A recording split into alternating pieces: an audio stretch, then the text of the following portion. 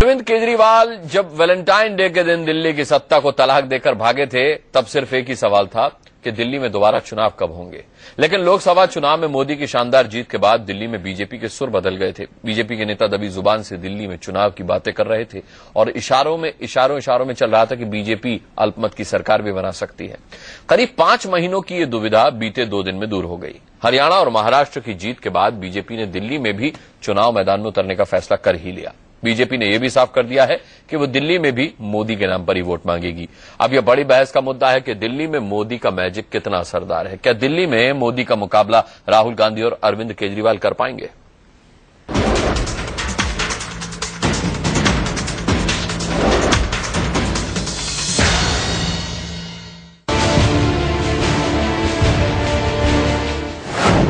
दिल्ली में 9 महीने से चल रहे सियासी सर्कस का आखिरकार द एंड हो ही गया।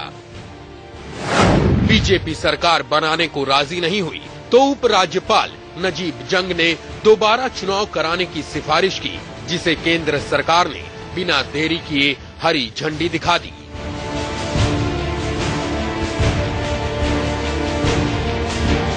दिल्ली में दोबारा विधानसभा चुनाव का रास्ता साफ होते ही राजनीति गर्मा गई। आम आदमी पार्टी और कांग्रेस के नेताओं ने ताना मारना शुरू कर दिया कि बीजेपी की जोड़ तोड़ की राजनीति हार गई। दिल्ली जीत गई, भारतीय जनता पार्टी हार गई। भारतीय जनता पार्टी को दिल्ली के लोगों को इस बात का जवाब देना होगा कि 5 महीने तक इसलिए टालते रहे कि आप माहौल अपने मुआफिक बनाना चाहते थे। दिल्ली को अधर में लटकाने का आरोप लगा तो बीजेपी ने भी विरोधियों को आईना दिखाना शुरू कर दिया। थोड़ा केजरीवाल साहब से पूछिए ना कि देरी किसने की। कोर्ट में जाकर के उन्होंने कहा कि चुनाव कराइए और बीच में जाकर के लेफ्टिनेंट गवर्नर को एक चिट्ठी दे आए कि अभी रुक जाइए, हम संभावनाएं तलाश रहे हैं। पूछते क्यों नहीं उनसे? केजरीवाल से पूछिए। दिल्ली में चुनाव की तैयारियां तो सभी पार्टियों ने पहले ही शुरू कर दी थी, लेकिन अब बीजेपी ने महाराष्ट्र और हरियाणा की तरह दिल्ली में भी नरेंद्र मोदी के नाम पर ही वोट मांगने का फैसला किया है। यानी दिल्ली में बीजेपी किसी को भी मुख्यमंत्री पद का उम्मीदवार बनाकर चुनाव नहीं लड़ेगी। इसको चेहरा बनाएंगे सर। दिल्ली के विकास को, कमल के फूल को नरेंद्र मोदी जी हमारे भारत के सर्वमान्य नेता हैं। वे सिर्फ भाजपा के नहीं, भारत के नेता हैं। उनके नेतृत्व में चुनाव लड़ेंगे। मैं आपको दर्जनों के चीज ऐसे बतला सकता हूं जहां भारतीय जनता पार्टी ने सीएम का कैंडिडेट प्रोजेक्ट किए बगैर चुनाव लड़ा है, जीते हैं और अपना मुख्यमंत्री विधायक दल ने चुना है। यानी दिल्ली के चुनाव में सबसे बड़ी दिलचस्पी यही होने वाली है कि क्या मोदी के मैजिक का मुकाबला राहुल गांधी और अरविंद केजरीवाल कर पाएंगे। वैसे दोनों ही पार्टियों का दावा यही है कि दिल्ली में मोदी के नाम पर बीजेपी की दाल नहीं गलेगी।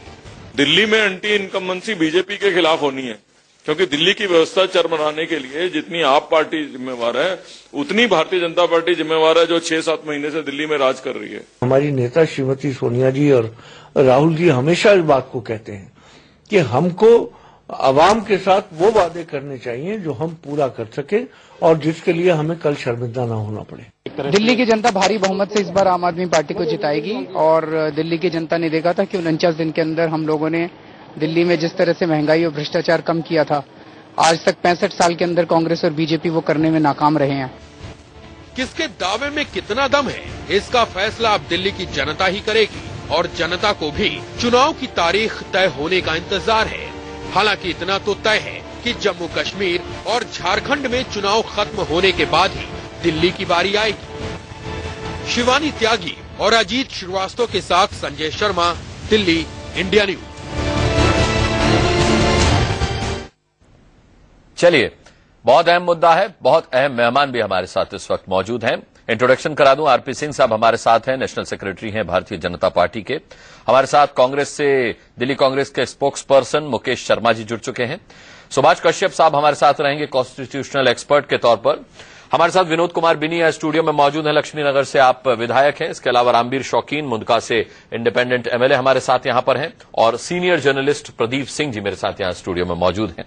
चर्चा की शुरुआत आरपी सिंह साहब आपसे करते हैं, क्योंकि हमें याद है कि केजरीवाल के सत्ता संभालने से पहले और उनके सत्ता छोड़ने के बाद दोनों ही स्थितियों में साफ तौर पर आपने कहा था कि आप सरकार इसलिए नहीं बना रहे हैं क्योंकि आपके पास जनादेश नहीं है। फिर लोकसभा चुनाव के नतीजे आए, मोदी की लहर की आपने बात की, और उसके बाद आपने दिल्ली इलेक्शंस को लेकर, दिल्ली में सरकार बनाने को लेकर खासकर ये कहा कि आपके पास विकल्प खुले हुए हैं। अगर विकल्प खुले हुए थे आपके पास आरपी सिंह साहब, तो एलजी ने जब आमंत्रित किया तो आपने सरकार क्यों नहीं बना ली? और अगर नहीं थे विकल्प तो फिर 5 महीने का इंतजार क्यों करवाया दिल्ली की जनता को? पहली बात तो 5 महीने का हमने इंतजार नहीं कराया, 5 महीने का इंतजार केजरीवाल साहब ने कराया है। वो बीच में एलजी साहब के पास गए थे ये कहने के लिए कि मैं सरकार बनाने को तैयार हूं, मुझे थोड़ा टाइम दीजिए। उसके बाद अगर आपको याद हो, संदीप दीक्षित जी ने ओपनली टीवी चैनल पे कहा था कि केजरीवाल साहब कांग्रेस के नेताओं के चक्कर काट रहे हैं, यहां तक कह रहे हैं कि मुझे नहीं, मनीष सिसोदिया को मुख्यमंत्री बना दीजिए, परंतु कृपा कर हमारी सरकार बना दीजिए। हमने नहीं कहा था। मेरा, अगर आपने लगातार टीवी डिबेट देखी हो और लगातार आपने अखबार पढ़े हो, मेरा और पार्टी का स्टैंड बड़ा क्लियर था। हम नहीं, स्टैंड ही तो क्लियर नहीं था आरपी सिंह साहब, स्टैंड ही तो बीजेपी का क्लियर नहीं था। केजरीवाल ने क्या किया वो छोड़िए उनकी पार्टी पर, मैं तो आपकी बात कर रहा हूं। आपने क्या किया? आपने विकल्प खुले होने की बात कही, आपने कही संभावना है अगर एलजी आमंत्रित करेंगे तो हम सोचेंगे, फिर आपने कहा आप हॉर्स ट्रेडिंग नहीं करेंगे। अरे जब सरकार आप बना ही नहीं सकते थे तो फिर आपने सीधे चुनाव कराने की कभी मंशा जाहिर क्यों नहीं की? ना आपने कोर्ट में हलफनामा दिया इसको लेकर के, ना आपने एलजी साहब से कुछ कहा। मैं माफी चाहता हूं, आप कृपा कर पिछले 4 महीने के अपने टीवी डिबेट्स के वीडियो क्लिप्स निकाल लीजिए या अखबारों के कटिंग निकाल लीजिए। लगातार मेरा स्टैंड क्लियर था कि हम दिल्ली में चुनाव में जाने की तैयारी में हैं।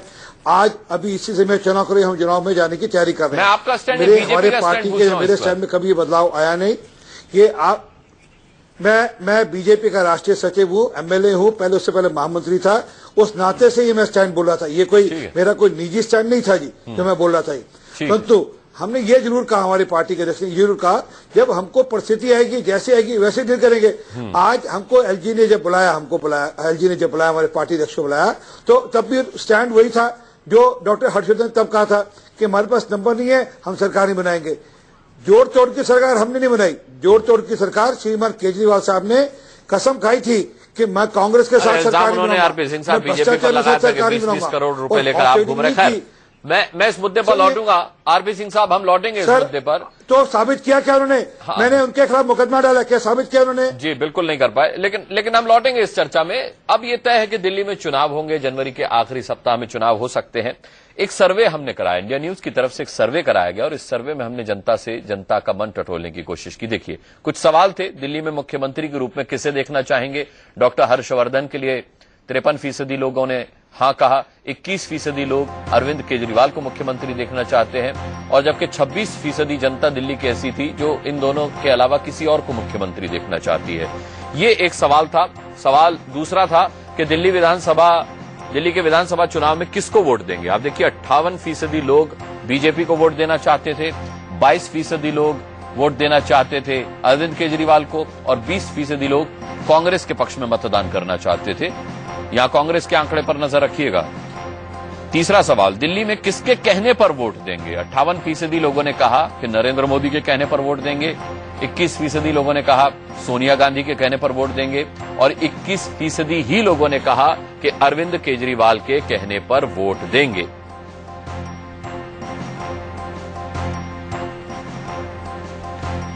चलिए, मैं अब इस सर्वे के बाद मुकेश जी से सवाल पूछे लेता हूं। मुकेश जी, इस सर्वे में साफ संकेत मिल रहा है कि कांग्रेस ने बीते इन 4-5 महीनों में बहुत अच्छा कमबैक किया है, लेकिन पूरी तरीके से आप लोग अब भी नहीं आ पाए। पूरी वापसी आपको मिल पाएगी, इसकी उम्मीद है आपको?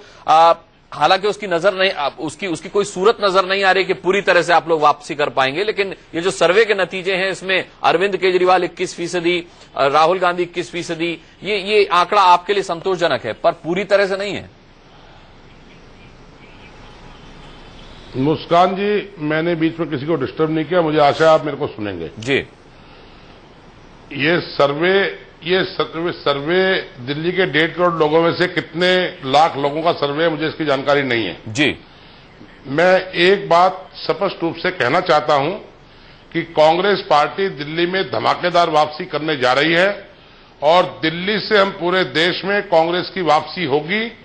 मैं एक बात और साफ कर दूं कि हम दिल्ली में सरकार बनाने जा रहे हैं, कांग्रेस को बहुमत दोबारा मिलेगा। आज दिल्ली की जनता 11 महीने में तौबा कर गई है इन दोनों पार्टियों से। दिल्ली की अनऑथराइज कॉलोनियों में डेवलपमेंट के काम बंद पड़े हैं। सर्दियों में भी 24 घंटे बिजली नहीं आ रही है। दोनों पार्टियों ने बिजली, एक ने 50%, एक ने 30% के नाम पर झूठ बोला। सिवाय बिजली सब्सिडी के कोई इन्होंने के पास हल नहीं था। सब्सिडी कंपोनेंट कांग्रेस के 8 एमएलए की वजह से 50% हुआ। दिल्ली की जनता के सामने सब एक्सपोज हो गए हैं। हमने दिल्ली को शानदार मेट्रो दी है। दिल्ली में मोनोरेल का प्रोजेक्ट इन्होंने बंद कर दिया है। हम तंग बस्तियों में मोनोरेल चलाना चाहते थे, हॉस्पिटल बनाने के तमाम काम बंद कर दिए गए हैं। दिल्ली में ओल्ड एज पेंशन बंद हो गई है। आज दिल्ली के अंदर ये हालत है कि दिल्ली लावारिस हालत में खड़ी है।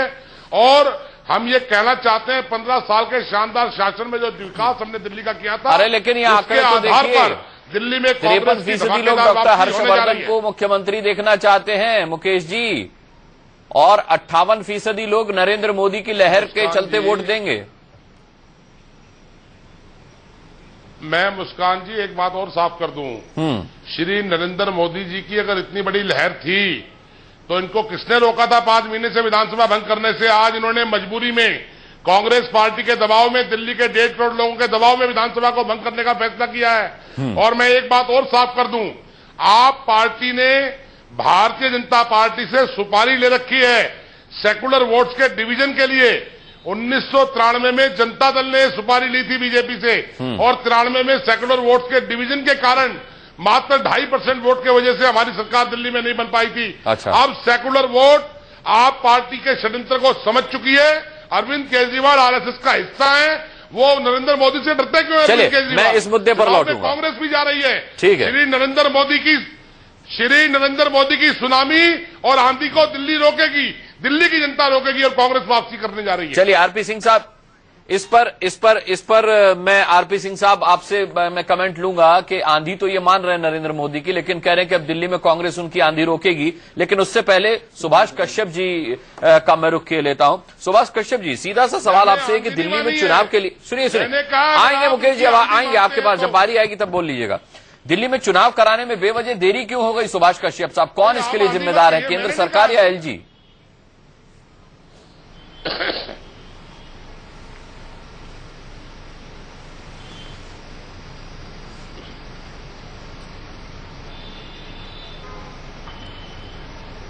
सुभाष जी, आपको मेरी आवाज मिल रही है?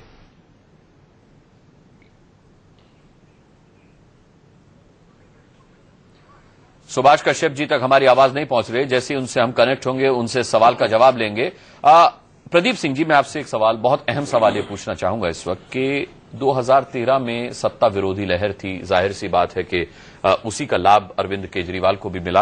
अब सबसे बड़ा सवाल ये उठता है कि मोदी और डॉक्टर हर्षवर्धन दोनों के ही नामों का इस्तेमाल उस चुनाव में किया गया था, दिल्ली विधानसभा चुनाव में, लेकिन पूर्ण बहुमत इन दोनों नामों को प्रोजेक्ट करने के बाद भी बीजेपी को हासिल नहीं हुआ, क्योंकि केजरीवाल जिस एजेंडे पर चल रहे थे जनता के, वो ज्यादा समझ में आया और केजरीवाल ने सरकार बना ली। 49 दिन की सरकार बनी, दिल्ली वालों ने उनकी भी राजनीतिक जो क्षमता थी वो आंक ली, देख ली। अब सवाल यह है कि कांग्रेस इन दोनों की ही नाकामियों पर सवाल उठा रही है। आप किस तरीके से इसका आकलन करते हैं? नहीं, आप अनुराग जी अगर ये देखिए तो 5 महीने की ये जो देरी हुई है, या 8 महीने की कह लें, वो पहले 3 महीने कांग्रेस की वजह से, बाकी के 5 महीने बीजेपी की वजह से।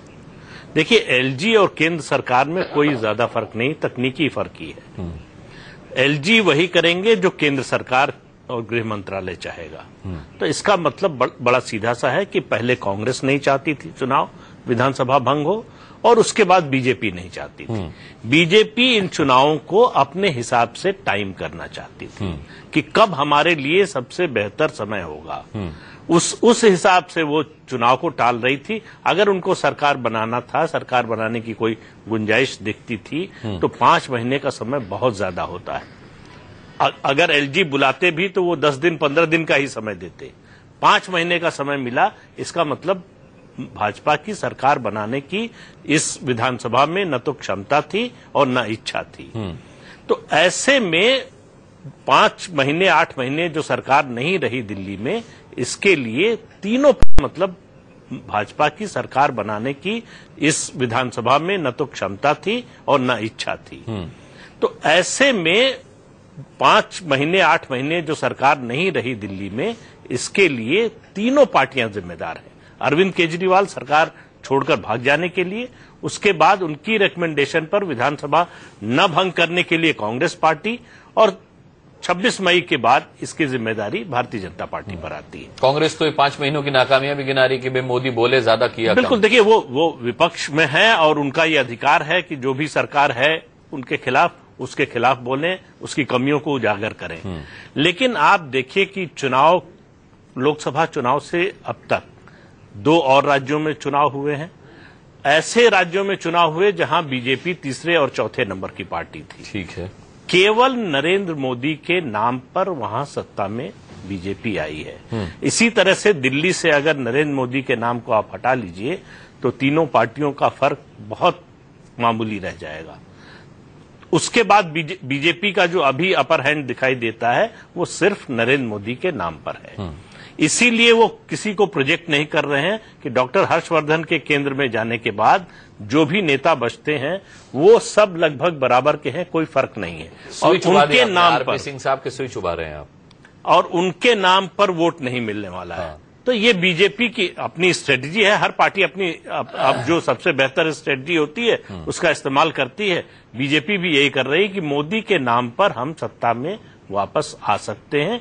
किसी और को प्रोजेक्ट किया तो ये संभव नहीं होगा। आरपी सिंह साहब, ये जो आकलन है प्रदीप सिंह जी का, ये ठीक है कि क्या आप मोदी के नाम पर इसलिए चुनाव लड़ रहे हैं क्योंकि मोदी पर आपको या तो जरूरत से ज्यादा भरोसा है या फिर स्थानीय नेताओं पर बिल्कुल भी नहीं? देखिए, ये हर चुनाव में अपने अपने ढंग से रणनीति बनाई जाती है। ये तो कांग्रेस की रणनीति रही है सर। आज मोदी जी देश के केवल प्रधानमंत्री नहीं है, वो सर मैं इसमें क्या फर्क पड़ता है जी, वो मोदी जी आज देश के प्रधानमंत्री नहीं है केवल, वो आज देश के जननायक हैं। आज देश का आवाम उनको सुनता है, उनको चाहता है। ये हरियाणा और महाराष्ट्र का इलेक्शन साबित कर दिया।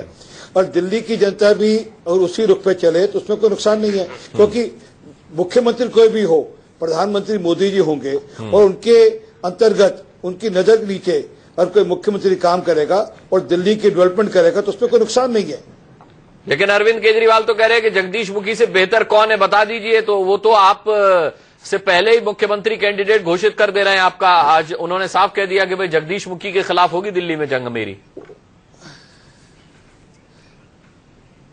ये वो थोड़ा तय करेंगे हमारा मुख्यमंत्री का कर दिया ना उन्होंने तय। जैसे हरियाणा के अंदर हमने थोड़ा उन्हें कांग्रेस से थोड़ा तय करना कि हमारे मनोरंजन, ये उनके तय करने से क्या होगा, ये समय आने पे हम बताएंगे हमारा मुख्यमंत्री का कैंडिडेट कौन होगा। वो जगदीश मुखी जी होंगे या डॉक्टर हर्षवर्धन होंगे या कोई और होगा, वो समय आने पे हम बताएंगे कौन होगा हमारा मुख्यमंत्री। ठीक है, आपका मुख्यमंत्री समय आने पर पता चलेगा। लेकिन मुकेश जी, पिछला चुनाव आपने शीला दीक्षित जी के नाम पर लड़ा था, अब इस बार क्या चेहरा है आपके पास? मुस्कान जी, एक बात बड़ी साफ कर दूं, एक तो प्रदीप सिंह जी ने बहुत सीनियर जर्नलिस्ट है, बड़ी अच्छी बातें कही हैं। सिर्फ एक बात का मैं थोड़ा सा संशोधन करना चाहूंगा कि नरेंद्र मोदी जी के नाम पर जो दिल्ली में वोट मांगे जाएंगे तो ये भी सवाल खड़ा होने वाला है कि जिस श्री नरेंद्र मोदी के आने के बाद सेकुलर दिल्ली, पीसफुल दिल्ली के अंदर त्रिलोकपुरी जैसे इलाके में दंगे शुरू हो गए हैं। ये बहुत बड़ा क्वेश्चन मार्क है नरेंद्र मोदी की सरकार पर। यह भी सवाल दिल्ली में खड़ा होने जा रहा है। और इसके साथ साथ जिस तरीके से समझबाग लोकसभा के चुनाव में 30% बिजली सस्ती करने के दिखाए गए थे, वो सवाल भी कांग्रेस खड़ा करने जा रही है। बहुत चीजें हैं। मैं जहां तक सवाल शीला एक चेहरा भी खड़ा करना पड़ेगा कांग्रेस पार्टी सवालों के साथ, वो कौन होगा? अब आप मुझे, अब मेरी बारी है ना, आप ही से पूछ रहा हूं। मुख्यमंत्री दिल्ली के अंदर या देश वो कह रहे मेरी बारी है, वो कह रहे मेरी बारी है, मैं चेहरा हूं। आप होंगे? मुकेश शर्मा जी कह रहे मेरी बारी है। कांग्रेस का चेहरा आप होंगे क्या दिल्ली में इस बार? आपने कहा मेरी बारी है। वैसे मेरे चेहरे में कोई दिक्कत है क्या आपको? मैं आपको ये कहना चाहता हूं, कांग्रेस साहब बधाई दे रहे हैं एडवांस में। स्वागत है मुकेश भाई, आपका स्वागत है। चलिए, धन्यवाद। अब मैं आपको कहना चाहता हूं कि कांग्रेस पार्टी में कभी भी किसी भी स्टेट में मुख्यमंत्री प्रोजेक्ट करके चुनाव लड़ने की प्रथा नहीं रही है हमारी पार्टी में।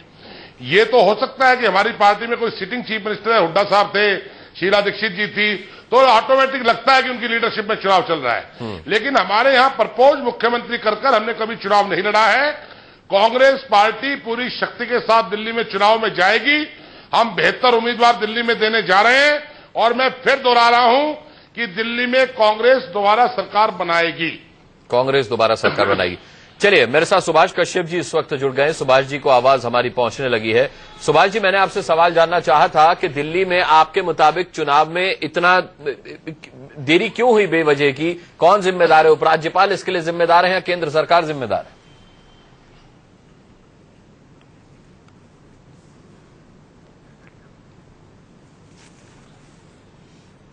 सुभाष कश्यप जी से एक बार फिर हमारा संपर्क नहीं हो पाया है। विनोद कुमार बिन्नी, मैं आपसे अब सवाल पूछना चाहूंगा कि आपने बाकायदा घोषित किया कि भाई शर्तों के साथ आप बीजेपी का समर्थन करने के लिए तैयार हैं।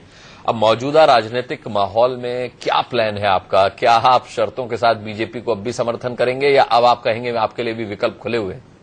नहीं, मैं आपको एक बात स्पष्ट कर दूं, क्योंकि मैंने हमेशा एक बात रखी कि भाई भारतीय जनता पार्टी ने जो जो प्रोमिसेस दिल्ली की जनता को किए थे, उनको आज उनके पास क्या फार्मूला है। आज सवाल आज भी मेरा वही है। मेरा चुनाव लड़ना ना लड़ना ये दिल्ली के लिए जरूरी नहीं है। और इससे पहले मैं जितनी बार चुनाव लड़ा हूं, इससे पहले 2 बार मैं इंडिपेंडेंट जीता हूं और आपको शायद जानकारी होगी कि दोनों नेशनल पार्टीज की लगभग मेरे साथ जमानत जब्त हुई थी। तो इसमें ऐसी बात नहीं है, ना मैं अहंकार की बात कर रहा हूं। मेरे लिए चुनाव लड़ना होगा तो मेरी अपनी पहचान इस तरह की है। और अरविंद केजरीवाल ने पिछले चुनाव में, आप सब लोग जानते हैं कि हर मंच पे इस बात को कहा कि विनोद कुमार बिन्नी हमारे पास एक ऐसे पार्षद हैं, उनका मॉडल हम पूरी दिल्ली में लागू करेंगे, स्वराज एक मॉडल।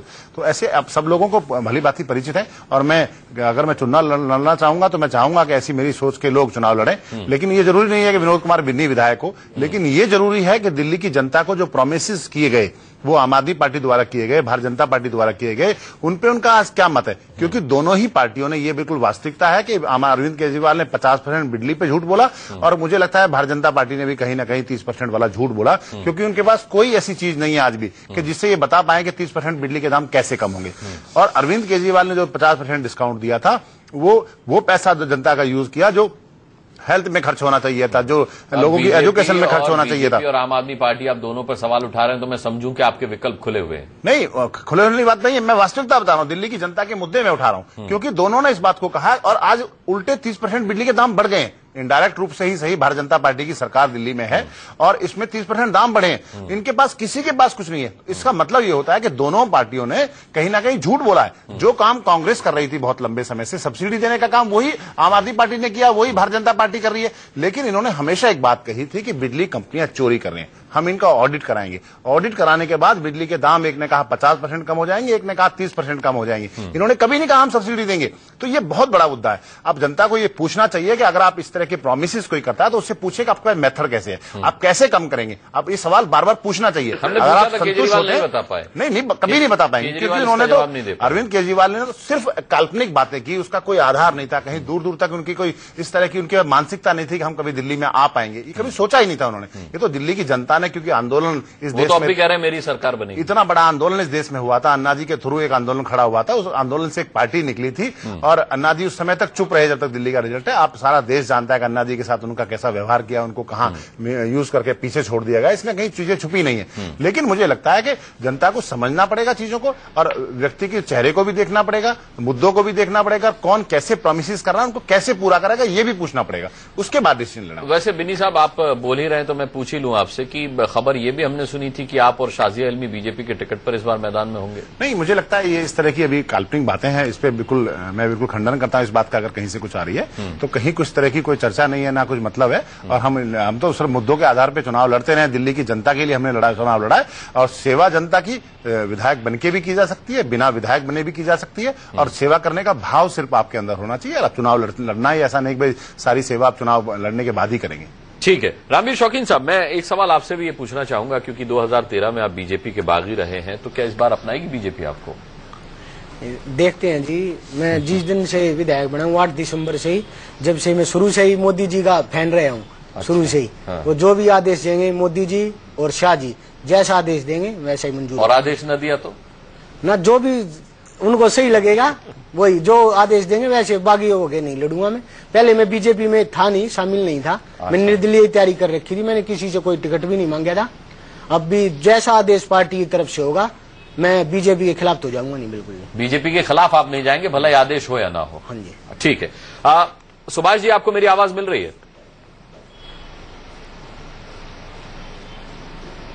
जी बिल्कुल। सुभाष जी जी मिल रही है जी, आपका आकलन क्या कहता है?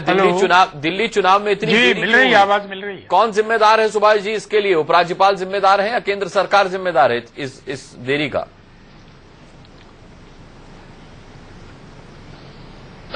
देखिए, मैं संवैधानिक स्थिति बता सकता हूं। जी वही पूछ रहा हूं। संविधान के अंतर्गत दिल्ली में राष्ट्रपति शासन लागू हुआ, तो क्यों लागू हुआ ये सब जानते हैं जी। किसकी वजह से लागू हुआ ये सब जानते हैं। मैं उसकी राजनीति में नहीं जाना चाहता जी। लेकिन जब शासन लागू हो गया तो संविधान में मियाद दी हुई है, 1 साल तक चल सकता है।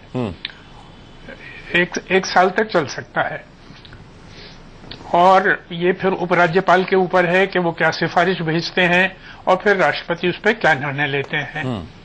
1 साल के अंदर संवैधानिकता कायम रहती है, वैधता कायम रहती है। बाकी शेष तो राजनीति की बातें हैं। जी सुभाष जी, लौटूंगा आपके पास। मुकेश जी, आप दावा करें कि भाई इस बार बिग बैंग के साथ कांग्रेस लौटेगी और सरकार आपकी बनेगी। हालांकि सूरत हाल अभी तक आपके फेवर में नहीं है, बल्कि आपके 8 में से 6 विधायक जाकर के बीजेपी की सरकार बनवा रहे थे। सोनिया जी ने इंटरवीन किया, बाकायदा उनको रोका टूटने से। लेकिन सवाल ये उठता है कि राहुल और सोनिया मोदी लहर को कैसे रोकेंगे? देखिए, मैं आपको अभी आपने खुद माना मोदी की आंधी। हमने 15 साल में दिल्ली नहीं, मैंने नहीं माना, मैं उसको क्लैरिफाई कर, मैंने नहीं कहा। आपकी लाइन, मैं आपकी लाइन बता देता हूं। आपने कहा था कि कांग्रेस मोदी की आंधी को रोक देगी। मैंने कहा अगर आपको लगता है आंधी है तो उस आंधी को हम रोकेंगे। मैं फिर कह रहा हूं, आपने ऐसा नहीं कहा था। ये चैनल्स द्वारा बनाई गई आंधी है। अच्छा, सुन लीजिए। अच्छा, ये प्रोफेशनल आंधी जो चैनलों ने बना रखी है वो आंधी आप है। अपनी बनवा लेते थे, हम खत्म करेंगे। नहीं, हमें तो ऐसी प्रोफेशनल आंधी बनवाने की आदत नहीं। नहीं तो चैनल आंधी बनाते भी नहीं है मुकेश जी। ये उंगली उठाना बहुत आसान है मीडिया के ऊपर, लेकिन आप भी जानते हैं कि आप सिर्फ सवाल का जवाब देने से बचने के लिए ऐसा कह रहे हैं। मैं सवाल का जवाब नहीं, मैं ये जानना चाहता हूं 1.5 करोड़ लोगों का सर्वे क्या 1500 लोग कर सकते हैं? क्या 1200 लोगों का अधिकार है 1.5 करोड़ लोगों की बात रखने का? क्या यही डेमोक्रेसी का हिस्सा है? दिल्ली में चुनाव होगा, हमने दिल्ली की डेवलपमेंट की है। मैं आपको सारे सेगमेंट्स गिना सकता हूं। भारतीय जनता पार्टी बताए उन्होंने नरेंद्र मोदी जी के आने के बाद कौन सा दिल्ली के लिए काम किया है। अरे मेरे सवाल का जवाब दे दीजिए, फिर आपका सवाल मैं आपके सिंह से पूछ लूंगा। आज तक मेरे सवाल का जवाब तो आप खा गए, गोलमोल कर दिया आपने। जी, मैंने आपसे पूछा कि आपके 8 में से 6 विधायक बीजेपी की सरकार बनवाने के लिए टूटने वाले थे। सोनिया जी ने इंटरवीन करके किसी तरह रोका, वो टूट फूट हो जाती वरना आपकी पार्टी में। आंधी को कैसे रोकेंगे आप? ये सरासर गलत है। ये पूरे तरह अफवाह फैलाई गई है। कुछ लोग सिर्फ दिल्ली में अफवाह फैलाने का काम कर रहे हैं। अरे सोनिया जी ने दखल दिया था, उसके बाद टस से मस नहीं हुआ है। भाई आसिफ भाई ने यही स्वीकार किया था। टस से मस, सोनिया जी से रोज कांग्रेस के नेता और विधायक मिलते रहते हैं। ये सब कल्पना की खबरें हैं। अरे मोहम्मद आसिफ यहाँ पर बैठ करके इस बात को कबूल करके गए। भाई जनता पार्टी जैसे बिन्नी साहब याद दिला रहे हैं आपको, आप भी थे उस डिबेट में। अब वो आसिफ जी से पूछें, आप आसिफ जी से पूछें। मैं आपको सिर्फ ये कहना चाहता हूं, कांग्रेस पार्टी का कोई विधायक भाजपा जैसे सांप्रदायिक दल को कभी समर्थन देने के बारे में सोच भी नहीं सकता है। नहीं, समर्थन की बात नहीं है। समर्थन देने आपके विधायक जा रहे थे। किसके विधायक हैं? जी, गलत। चलिए ठीक है, गलत खंडन कर रहा हूं। कोई विधायक बीजेपी को समर्थन नहीं करने जा रहा। हाँ ठीक है, लेकिन आरपी सिंह साहब, एक बहुत बड़ा सवाल ये उठता है कि अगर आप नहीं चाहते कि चुनाव से पहले आप सीएम कैंडिडेट घोषित करें, तो फिर केजरीवाल को यह अधिकार कहां से मिल गया कि उन्होंने घोषित कर दिया है कि जगदीश मुखी होंगे? वो तो नाम का ऐलान भी कर चुके हैं आज। उनको खबरों में बने रहने के लिए कोई ना कोई खबर, अपना कोई ना कोई गलत मलत बात अपनी कहने का हक है। वो कहते रहते हैं। दिल्ली की जनता उनके स्टाइल को समझ चुकी है। वो कभी कहते हैं कि अन्ना हजारे और मेरे बीच में डिफरेंस डालने के लिए कोई कई 100 करोड़ रुपए दिया गया। मैंने हाउस में पूछा था कि ये बता दें वो पैसा आपको मिला या अन्ना हजारे जी को मिला है। उन्होंने हाउस में खड़े होकर बोला था ये कि अन्ना हजारे और मेरे बीच में डिफरेंस करने के लिए कई 100 करोड़ रुपया खर्चा गया। तो इसलिए उनको कुछ भी कहने की, अनादर कहने की आदत है, झूठ बोलने की आदत है। वो कहते रहे हमारी तरफ से मुख्यमंत्री का कैंडिडेट हम जब हमारे यहाँ विधानसभा में हम चुनकर आएंगे, हमारे विधान दल हमारा तय करेगा। तब डिफेंस करने के लिए कई 100 करोड़ रुपया खर्चा गया, तो इसलिए उनको कुछ भी कहने की, अनालकन कहने की आदत है, झूठ बोलने की आदत है। वो कहते रहे हमारी तरफ से मुख्यमंत्री का क्रेडिट, हम जब हमारे यहाँ विधानसभा में हम चुनकर आएंगे, हमारे विधान दल हमारा तय करेगा। तब नहीं, लेकिन उन्होंने साफ इस बात का प्रेस कॉन्फ्रेंस में ऐलान किया है कि भाई जगदीश मुखी से ज्यादा गुणी, उनसे ज्यादा लायक कौन है बीजेपी में, पूछा उन्होंने सवाल। सर, हम अपने समय आने पे हम बताएंगे ना हमारे यहाँ कौन गुणी है। हर्षवर्धन जी हैं, जगदीश मुखी जी है, और कोई है, आज क्यों बताएंगे जी? नहीं, लेकिन डॉक्टर हर्षवर्धन तो आपके पिछले सीएम कैंडिडेट थे, बावजूद उसके पूर्ण बहुमत नहीं मिल पाया बीजेपी को दिल्ली में, उनके नाम पर तो पूरी सीटें नहीं ले पाया आप। सर, परिस्थितियां बदलती हैं। आज परिस्थितियां, मैं कह रहा हूं, आज परिस्थितियां कुछ और है, उस समय परिस्थितियां और थी। उस समय केजरीवाल साहब ने दिल्ली की जनता को बेवकूफ बनाया और दिल्ली की जनता ने देख लिया किस प्रकार 49 दिन की सरकार छोड़कर, मुख्यमंत्री पद छोड़कर देश का प्रधानमंत्री बनने चले थे। वो उन्होंने बड़ा ख्वाब देखा था कि मैं देश का प्रधानमंत्री बनूंगा, इसलिए दिल्ली को छोड़कर चले गए थे। इसलिए दिल्ली की जनता जानती है कौन छोड़कर गया, कौन भगोड़ा है और किसने क्या किया, सब दिल्ली की जनता जानती है। ठीक है, मुकेश जी आप कुछ कहना चाह रहे हैं? मैं ये कहना चाह रहा हूं, आरपी सिंह जी ने बड़ी अच्छी बात कही है, परिस्थितियां बदल जाती हैं। यही कांग्रेस पार्टी कह रही है कि 11 महीने में परिस्थितियां दिल्ली में बदल गई हैं और भारतीय जनता पार्टी इसलिए अपना मुख्यमंत्री प्रपोज नहीं कर रही है। इन्होंने 93 में खुराना जी को प्रपोज किया, इन्होंने 98 में सीएम प्रपोज किया, 98 में सुषमा स्वराज जी को प्रपोज किया, 2003 में फिर खुराना जी को किया, फिर विजय कुमार मल्होत्रा जी को किया, डॉक्टर हर्षवर्धन जी को किया। आखिर इस बार क्या हो गया? भारतीय जनता पार्टी ये मान गई है आरपी सिंह जी की परिस्थिति बदल गई है और कांग्रेस सत्ता में आने जा रही है, भाजपा सत्ता में ही नहीं आने जा रही दिल्ली में। आरपी सिंह साहब, इस बार क्या मतलब है ही नहीं। 93 से अब तक आप सीएम प्रोजेक्ट करते आए, मदन लाल खुराना साहब से लेकर के डॉक्टर हर्षवर्धन तक, इस बार क्यों सिर्फ मोदी के नाम पे लड़ रहे हैं? मुकेश भाई, मुझे आपने 15 साल दिल्ली में सत्ता चलाई है, सरकार चलाई है और दिल्ली की जनता ने आपको पूरी तरह नकारा था। मैं कई और कई का उदाहरण तो देता नहीं। जिस विधानसभा से मैं आता हूं उसमें 1/3 विधानसभा के पास पीने सीवर की लाइन नहीं थी। ये 1/3 विधानसभा का हाल था। वो मुझे जाकर मेहनत करके 1/3 विधानसभा में सीवर की लाइन, इस प्रकार की तो आपने दिल्ली की दुर्गति की थी। और जहां तक आप अनुसुरेश कॉलोनी की बात करें, 15 साल आप दिल्ली की जनता को बेवकूफ बनाते रहे अनुसुरेश कॉलोनी के नाम पर। दिल्ली की जनता जानती है कि आप किस प्रकार झूठे सर्टिफिकेट बांटते रहे। तो मुकेश भाई, ये हम पे छोड़ दीजिए, समय आएगा हमारा मुख्यमंत्री कौन होगा, हम किसको चेंज करेंगे, जब नया विधान दल बनेगा उसमें तय करेंगे हम लोग कि हमने किसको मुख्यमंत्री बनाना है। आज इस बात को मत छेड़िए, ये टीवी डिबेट पे नहीं तय होगा, ये पार्टी तय करेगी और पार्टी के अंतर्गत बैठकर हम तय करेंगे हमारा मुख्यमंत्री कौन होगा। मुकेश जी, देखिए, मैं आरपी सिंह जी हमारे बड़े अच्छे दोस्त हैं, बहुत बढ़िया इंसान हैं। आरपी सिंह जी को मेरी बात से दिक्कत हुई है, मैं फिर दोबारा दोहरा रहा हूं। भारतीय जनता पार्टी ने 1993 से 2013 तक हर बार मुख्यमंत्री प्रपोज किया है। इस दफा भारतीय जनता पार्टी मुख्यमंत्री प्रपोज करने से इसलिए भाग रही है क्योंकि ये जानकारी रखते हैं कि ये सत्ता में आने वाले नहीं है। हर्षवर्धन जी ने इलेक्शन को लीड करने से मना कर दिया है। जहां तक मुखी जी का सवाल है, मुझे तो मुखी जी से कोई दिक्कत है नहीं, मुखी जी मेरे तो पड़ोसी हैं, मेरे बड़े अच्छे संबंध उनसे हैं, लेकिन इनकी नीयत साफ नहीं है। और साफ ना होने का रीजन सिर्फ ये है कि भारतीय जनता पार्टी आप पार्टी से नूरा कुश्ती लड़ने के बाद भी दिल्ली में चुनाव जीतने की स्थिति में नहीं है। कांग्रेस पार्टी को दिल्ली में स्पष्ट बहुमत मिलने जा रहा है। चलिए ठीक है, मैं आपसे जानना चाहूंगा प्रदीप सिंह जी इस सवाल का जवाब कि आखिर महाराष्ट्र में हमने देखा मोदी का ट्रम्प कार्ड चला बीजेपी ने, हरियाणा में हमने देखा और उन्हें सफलता भी मिली ना, उन्होंने सीएम प्रोजेक्ट किया अपना, महाराष्ट्र में भी नहीं किया, कौन सीएम होगा चुनाव जीतेंगे तो उसके बाद ये नहीं बताया, हरियाणा में भी नहीं बताया। आपको लगता है दिल्ली में सेम वही ट्रम्प कार्ड चलेगा? नहीं, कोशिश तो निश्चित रूप से, देखिए सवाल यह है कि कॉस्ट बेनिफिट कोशिश ये दिल्ली में कामयाब होगी नहीं, कॉस्ट बेनिफिट तय करती है पार्टी, प्रोजेक्ट करने से फायदा है नहीं करने से फायदा है। मान लीजिए कि किसी को प्रोजेक्ट करें तो एक तो फैक्शनल फाइट शुरू हो जाएगी, जिसको प्रोजेक्ट करेंगे उसके विरोधी कोशिश करेंगे कि वो हार जाए। ये सब पार्टियों में होता है, बीजेपी में भी होता है, कांग्रेस में भी होता है, दूसरे दलों में भी होता है।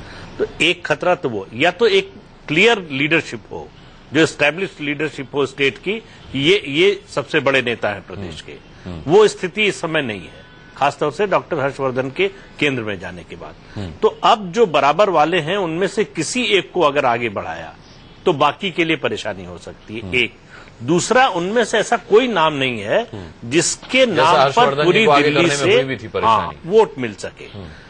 अगर डॉक्टर हर्षवर्धन नहीं होते चुनाव में, बीजेपी ने आखिर में उनको न प्रोजेक्ट किया होता तो शायद आम आदमी पार्टी को बहुमत मिल गया होता, या जितनी सीटें मिली है उससे ज्यादा तो निश्चित रूप से मिलती और बीजेपी की और कम होती।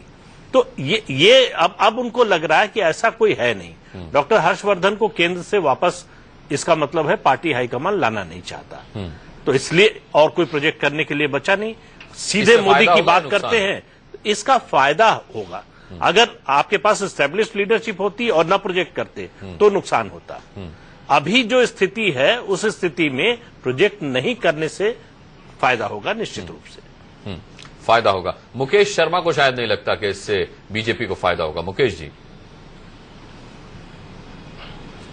प्रदीप सिंह जी ने बड़ी अच्छी सुलझी हुई बात कही है अनुभव के हिसाब से। डॉक्टर, मैं थोड़ा संशोधन इसमें कर दूं। मेरी जानकारी के मुताबिक डॉक्टर हर्षवर्धन जी को हाईकमान ने नहीं रोका है। हर्षवर्धन जी ने फजियत से बचने के लिए खुद ही मना कर दिया है कि मैं दिल्ली में लीड नहीं करूंगा, क्योंकि भाजपा की फजियत होने वाली है, आप पार्टी की फजियत होने वाली है।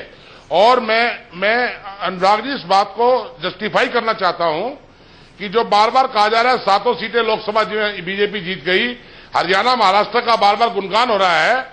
2009 में 68 विधानसभा क्षेत्रों में कांग्रेस ने जीत हासिल की थी और 7 लोकसभा की सीटें हमने जीती थी, और 2013 में हमारा इतना बुरा हाल हो गया है, उसके बाद हम लोकसभा हार गए।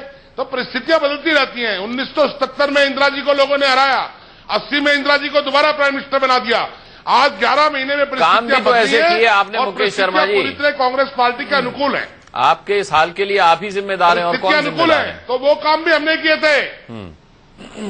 तो 1.5 साल में इंदिरा जी को दोबारा बनाया, वो काम भी हमने किए थे। चलिए ठीक है, मैं आपको इसीलिए कहना चाहता हूं कि 11 महीने में परिस्थितियां बदल गई हैं। ठीक है। आरपी सिंह साहब, कुछ सवाल केजरीवाल से डर और केजरीवाल के डर पर भी उठ रहे हैं। मैं केजरीवाल से डर पे पहले बात कर लेता हूं।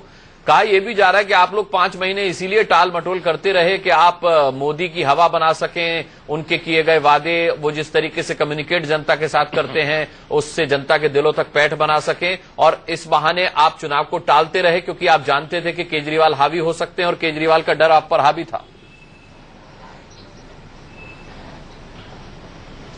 पहली बात तो ये समझ लीजिए, केजरीवाल साहब पार्लियामेंट चुनाव हारने के बाद एलजी साहब के पास गए ये कहने के लिए कि मुझे टाइम दीजिए, मैं सरकार बनाने के लिए ऑप्शन एक्सप्लोर करना चाहता हूं।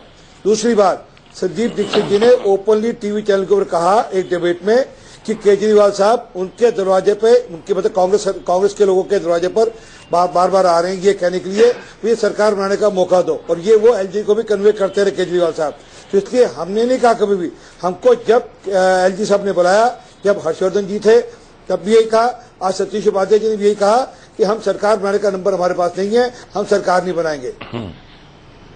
विनी साहब, आपको क्या लगता है कि क्या इसके पीछे केजरीवाल से डर इसके पार्श्व में है या फिर केजरीवाल के मन में भी एक कोई डर है?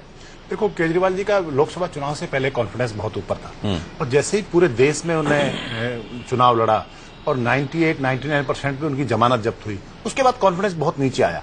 लेकिन वो बहुत चतुर इंसान है। इसे क्या कहेंगे कि वो जानते हैं कि बीजेपी मोदी को आगे रखकर मोदी के नाम पर चुनाव लड़ रही है, फिर भी वो जगदीश मुखी को टारगेट कर रहे हैं। मैं एक बात क्लियर कर दूं कि उनको इस बात का पता है कि मैं कभी भी मोदी से जब मेरी तुलना होगी तो कहीं कोई गिनती नहीं होगी, तो मुझे बहुत नीचे जाना पड़ेगा। तो वो उस चीज से, उस डर से बचने की वजह से वो चाहते हैं दिल्ली में कोई लोकल नेता मेरे हाथ लग जाए जिससे मैं कहूं कि मैं अच्छा हूं। इससे वो किसी तरह अपने आप को उससे अच्छा बेहतर साबित करने का प्रयास कर रहे हैं, जो कि संभव नहीं है। आरपी सिंह साहब ने इस बात को स्पष्ट किया है कि हमने भारतीय जनता पार्टी की तरफ से कोई सीएम कैंडिडेट रखा नहीं है। तो ये बिल्कुल स्पष्ट है कि वो मोदी जी से बचने के लिए, क्योंकि मोदी जी का जो पिछले दिनों इतिहास बताता है कि हरियाणा, महाराष्ट्र और पिछला लोकसभा चुनाव पूरे देश में कहीं ना कहीं लहर है उनकी, तो उस बात से लगता है कि अरविंद केजरीवाल अपने आप को बचाना चाहते हैं और एक ऐसा लोकल नेता ढूंढ रहे हैं जिसकी तुलना में वो अपने आप को 21 साबित कर पाए। वो मुझे लगता है इस समय संभव नहीं है। और आज पूरे देश में भारतीय जनता पार्टी ने बिल्कुल स्पष्ट कर दिया है कि मोदी जी के नाम से चुनाव लड़ेंगे। और आपके सर्वे ये बता रहा है कि बहुत, क्योंकि जनता को हमें हमेशा सलूट करना चाहिए कि सर्वे आपका ये बता रहा है कि मोदी जी की लहर दिल्ली में मुझे लगता है बहुत स्पीड से चल रही है। लेकिन मोदी जी से तो अरविंद केजरीवाल चलिए आपके आकलन के हिसाब से डर ही गए, लेकिन मुझे लग रहा है कि वो आपसे भी बहुत ज्यादा डरे हुए होंगे। आप उनकी कमजोर कड़ी रहे हैं और बीजेपी कांग्रेस से ज्यादा मुझे लगता है आपके मूवमेंट पर उनकी नजर होगी। नहीं, बिल्कुल ये स्वाभाविक है और हमेशा इस बात को रहा है, क्योंकि मैंने कभी उन्हें डराने का प्रयास नहीं किया। मैंने हमेशा एक बात को उनसे, जिस दिन मैंने उनके साथ गया और हटने तक, मैंने एक बात कही कि आप कभी जनता को धोखा मत देना, क्योंकि जनता बहुत सीधी सादी है। आप पे विश्वास किया उन्होंने। आप सबसे बड़ा अगर आपने धोखा किसी को दिया है तो वो जनता को दिया है। जनता आप बहुत भावुक है। आपने जैसे बड़े बड़े लुभावने वादे किए, उन्होंने विश्वास कर लिया, लेकिन आप उनको करने की स्थिति में उस दिन भी नहीं थे, आज भी नहीं है और भविष्य में भी नहीं होंगे। इसलिए आज वो उन मुद्दों को छोड़ के धर्म, जाति और दंगे, इस तरह की राजनीति पे चले गए। ये अपने आप में चिंता का विषय है। अगर आप में हिम्मत है, इतना साहस है, तो आप उन मुद्दों को दोबारा रखिए। बताइए, मैं 50% बिजली के दाम कौन से मेथड से कम करूंगा, 700 लीटर पानी कैसे फ्री दूंगा, महिलाओं के लिए कमांडो फोर्स कैसे बनाऊंगा, अन्नाजी वाला जो जन लोकपाल जिसकी आपने हमेशा दुहाई दी और लोकायुक्त को जन लोकपाल कह के पुकारा, उसको मैं कैसे लागू करूंगा। और तमाम ऐसे मुद्दे जो दिल्ली की जनता को आपने दिखाया कि भाई हमारी सरकारी हॉस्पिटल ऐसी होंगी कि वो शायद प्राइवेट हॉस्पिटल से अच्छी होंगी, 500 स्कूल हम बना देंगे, कहां आपके पास जमीन है, कहां से फंड आएगा, क्या, वो सब काल्पनिक बातें थी, वो लोगों के सामने आ गई, उसमें कहीं आधार बचा नहीं है। मुझे लगता है कि सिर्फ वो लोगों को भ्रमित करने के अलावा उनके पास कुछ नहीं आज की। ठीक है, एक छोटे से ब्रेक के लिए यहां पर रुक रहे हैं, कहीं मत जाइएगा, ये चर्चा यहीं से आगे बढ़ाएंगे एक छोटे से ब्रेक के बाद।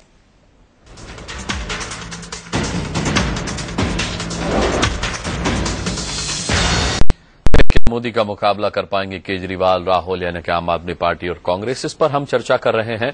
सुभाष कश्यप जी का एक बार फिर रुख करेंगे। सुभाष जी, मेरा सवाल आपसे ये है कि हम जानते हैं कि झारखंड और जम्मू कश्मीर में चुनाव की प्रक्रिया शुरू हो चुकी है। अगर चुनाव आयोग की बात करें तो दिल्ली में भी कांग्रेस, इस पर हम चर्चा कर रहे हैं। सुभाष कश्यप जी का एक बार फिर रुख करेंगे। सुभाष जी, मेरा सवाल आपसे ये है कि हम जानते हैं कि झारखंड और जम्मू कश्मीर में चुनाव की प्रक्रिया शुरू हो चुकी है। अगर चुनाव आयोग की बात करें तो दिल्ली में भी उपचुनाव की तैयारी उसने कर ही ली थी। क्या ये मुमकिन नहीं था कि इन्हीं दोनों राज्यों के साथ दिल्ली में भी दोबारा चुनाव करा लिए जाते?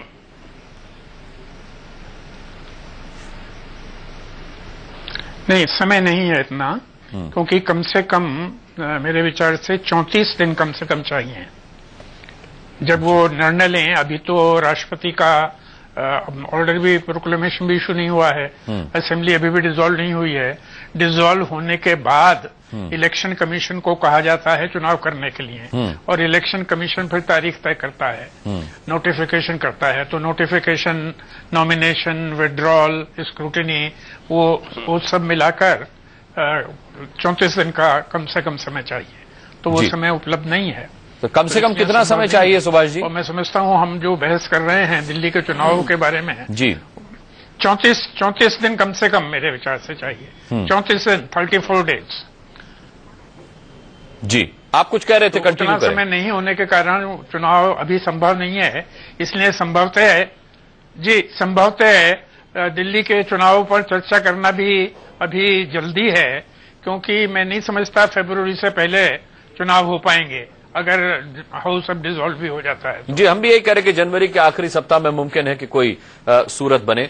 आरपी सिंह साहब, मेरा सवाल ये भी है आपसे कि क्या इस बार कोई स्थानीय स्तर पर भी मुद्दे हैं, या फिर आप सिर्फ ये बताएंगे कि देखिए वही कांग्रेस के 15 साल के शासन में क्या हुआ, और आपने जब उससे परेशान होकर केजरीवाल जी पर भरोसा किया तो देखिए वो भी 49 दिन में भाग गए, हमारी सरकार देखिए हम छाए हुए हैं, मोदी की लहर। इसके अलावा क्या दिल्ली के स्थानीय मुद्दे भी कुछ हैं इस बार चुनाव में? हम दिल्ली को कैसे बेहतर दिल्ली देंगे, दिल्ली को कैसे बेहतर सरकार देंगे, ये सब मुद्दे हम लाएंगे और हम सब मुद्दों पर चर्चा करेंगे। बेशक वो राइट टू सर्विस एक्ट हो, वो बेशक को दिल्ली में जन लोकपाल बिल लाने की बात हो, बेशक को दिल्ली के अंदर किस प्रकार हम बिजली और पानी के लिए कैसे हम अंकुश लगाएंगे दिल्ली की जनता को राहत देने के लिए, और कैसे हम दिल्ली के अंदर एक पूरा दिल्ली को एक स्वच्छ भारत के साथ जोड़कर दिल्ली को एक बिल्कुल साफ सुथरी दिल्ली बनाएंगे। ऐसे कई मुद्दे आएंगे जिसको हम अभी, जिसपे काम होना शुरू होगा, जिसपे हम चर्चा करेंगे, और हमारा एजेंडा क्या होगा दिल्ली को अच्छा करने का, वो एजेंडा लेकर हम दिल्ली की जनता के पास जाएंगे वापस। जी मुकेश जी, यही सवाल मेरा आपसे, किस आधार पर आप ये दावा कर रहे हैं कि कांग्रेस की सरकार आएगी इस बार दिल्ली में? जो हमने 15 साल दिल्ली में डेवलपमेंट की है, उस पर तो आप गए थे, बेस पे हम चुनाव में आएंगे कैसे? 11 महीने के अंदर दिल्ली का, मैं उस पर आ रहा हूं, जो 11 महीने में जो दिल्ली की बदहाली हुई है और जो हमारा डेवलपमेंट था, उसमें जब कंपैरिजन होगा तो दिल्ली के लोग कांग्रेस को वोट डालेंगे। एक आपने बीच में सवाल छोड़ा केजरीवाल जी के डरने का, मुझे उस पर जवाब देना है। आप केजरीवाल जी ने दोबारा बढ़िया टोपी लगा ली है 2 दिन से, बीच में टोपी गायब हो गई थी, बीच में जन लोकपाल और स्वराज भी गायब हो गया था।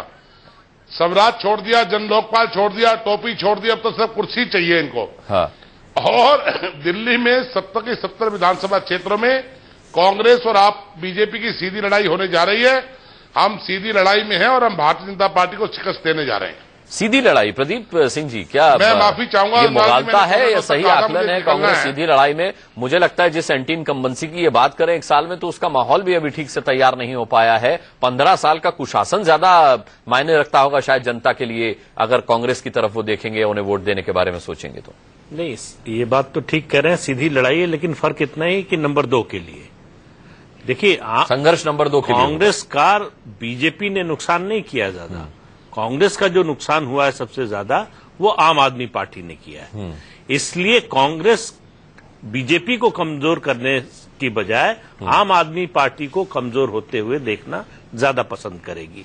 आम आदमी पार्टी से लोग खिसकेंगे तो वो कांग्रेस का वोट लौटेगा, यही उसके लिए सबसे बड़ी उम्मीद है। इसीलिए उन्होंने पहले जो है सरकार बनाने के लिए समर्थन दिया कि एक मैसेज जाए कि हम जो है विघ्न नहीं डालना चाहते, फिर से चुनाव जल्दी नहीं कराना चाहते, और दोबारा नहीं दिया। उसका भी यही कारण था कि वो नहीं चाहते थे कि अच्छा, नंबर 2 के लिए अगर कांग्रेस का संघर्ष होगा तो नंबर 1 पर आप किसे देख रहे हैं, बीजेपी या आम आदमी पार्टी? अभी तो फ्रंट रनर बीजेपी दिखाई दे रही है। हाँ। लोकसभा चुनाव और उससे पहले जो विधानसभा चुनाव हुए, उनके आधार पर हम कह रहे हैं। लेकिन लड़ाई बहुत मुश्किल है, क्योंकि 2013 में जब बीजेपी विधानसभा चुनाव हुए थे, तब 15 साल की स्टेट की एंटी इनकम्बेंसी और 10 साल की सेंटर की एंटी इनकम्बेंसी दोनों थी। इस बार वो मुद्दा नहीं होगा। ठीक है, ये पिछले 5 महीने से कम भले ही एलजी का शासन हो, लेकिन एक तरह से वो केंद्र का ही शासन है। रामवीर शौकीन साहब, आप हंस रहे थे जब मुकेश शर्मा जी बोल रहे थे, किस बात पर हंस रहे थे? उनकी इस बात पर कि इस बार कांग्रेस की सरकार बनेगी दिल्ली में, या फिर कोई और? इस बात पे नहीं है सर, वो मुकेश शर्मा जी उसकी बजाय केजरीवाल की टोपी के लिए बोल रहे थे। अच्छा। कि बीच में टोपी गायब हो गई थी, अब फिर से टोपी आ गई है। हाँ। मैं अभी कल देख रहा था टीवी पे, जब केजरीवाल एलजी साहब के पास जा रहे थे ना, तो टोपी लगी हुई थी, वहाँ काफी दिनों बाद दिखाई दी है टोपी। मौके से उन्होंने टोपी पहन ली और मौके से पहना भी देते हैं वो टोपी। बिन्नी साहब, एक आखिरी कमेंट आपका। नहीं, अरविंद केजरीवाल जी ने अपने आप टोपी पहनने से ज्यादा पूरी दिल्ली को टोपी पहनाई है, और वो सिर्फ एक बार संभव था। वो कह रहे हैं इस बार मोदी को भी पहना दूंगा। हाँ, नहीं, उन्होंने कोशिश की थी पिछले लोकसभा चुनाव में पहनाने की, लेकिन वो कामयाब नहीं हो पाए। मुझे ऐसा लगता है कि दिल्ली की जनता को एक बार मूर्ख बनाने में वो कामयाब हुए, शायद दोबारा कभी नहीं हो पाएंगे। लोग बहुत समझदार हैं, बहुत भावुक हैं, बहुत लोग हमारे बहुत सरल इंसान होते हैं, एक बार विश्वास करते हैं। लेकिन मुझे लगता है कि हमारे यहाँ डिसिप्लिन के हिसाब से आर्मी और जितने भी फोर्सेज हैं, उसमें जो आदमी अपनी जिम्मेदारी से भाग जाता है उसको भगोड़ा कहा जाता है। तो इसमें आश्चर्यचकित होने की बात नहीं है, और मुझे लगता है कि सब सही रिजल्ट आने वाला है बहुत जल्दी। ठीक है, चलिए, बहुत बहुत धन्यवाद करना चाहेंगे बड़ी बहस में आप सभी का जुड़ने के लिए। इसी के साथ यहाँ एक छोटे से ब्रेक के लिए रुक रहे हैं, बहुत जल्द वापस आते हैं।